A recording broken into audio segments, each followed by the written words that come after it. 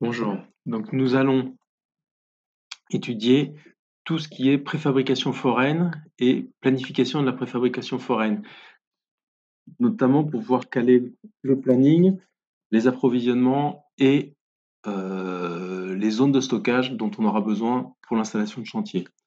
Donc la petite étude de cas du début de cours, c'est juste pour bien comprendre, c'est un cas qui tombe juste avec des valeurs qui tombent juste, c'est un cas un peu scolaire. Donc on étudie la planification et préfabrication de 20 éléments en béton armé. La pause débute le J16 et finit J20. Donc, si je le représente, ça commence ici ma pause et je finis ici. Voilà. Donc, j'ai bien 20 éléments qui vont être posés 1, 2, 3, 4, 5 jours. Donc, ma courbe de pause, je peux l'écrire. Ça commence à J16, donc début J16.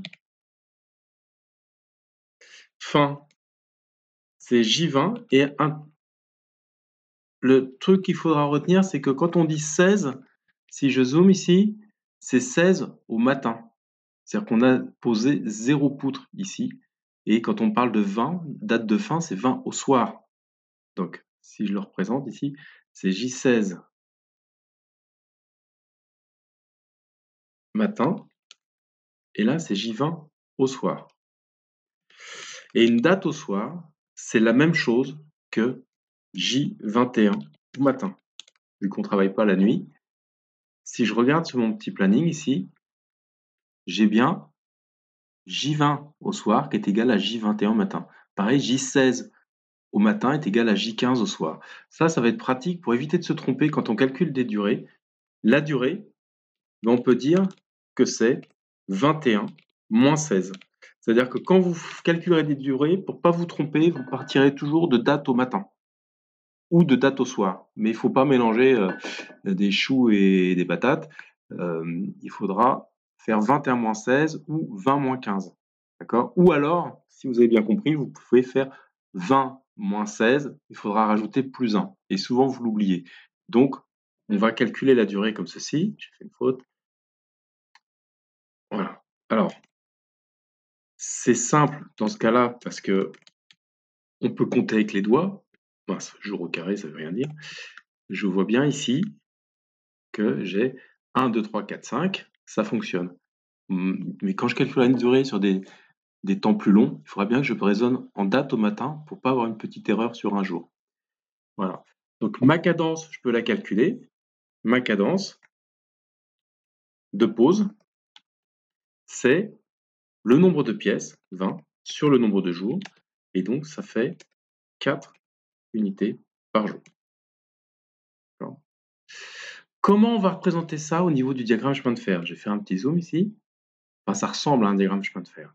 J'ai mes 20 pièces qui sont ici. Je vais faire une ligne. Alors normalement, il faudrait faire un histogramme, mais en fait, ce qui est compliqué, c'est qu'on ne sait pas trop ce qui se passe le matin. On ne sait pas trop quand est-ce qu'on va poser les éléments. Est-ce que c'est à 10h, à midi? Ils vont être posés par là. Si on présentait ça sous forme d'histogramme, on en aurait 4 qui seraient posés peut-être par exemple à 10h. On ne sait pas. Donc ce qu'on sait, c'est que le matin à 8h, il y en a 0 qui sont posés. Et le soir à 17h30, il y en a 4 qui sont posés. On va représenter ça comme ça. On va faire une droite qui va aller jusqu'à 20, comme ceci.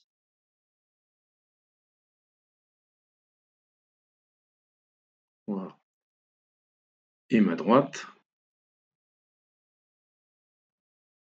je ne sais pas pourquoi ça s'affichait pas. Voilà. Donc là, j'ai ma droite qui démarre, qui part bien de 0, et on a fini de tout poser 20 au soir. Et si je regarde dans le détail, chaque jour, le soir, à la fin, j'en ai posé 4 de plus. 4 de plus, 4 de plus, 4 de plus, 4 de plus. Donc ici, je pourrais écrire ma cadence de pause, c'est plus 4. D'accord? Voilà.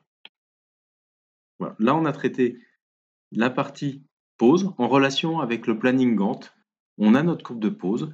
Maintenant, on va caler notre courbe de préfabrication dans la prochaine vidéo.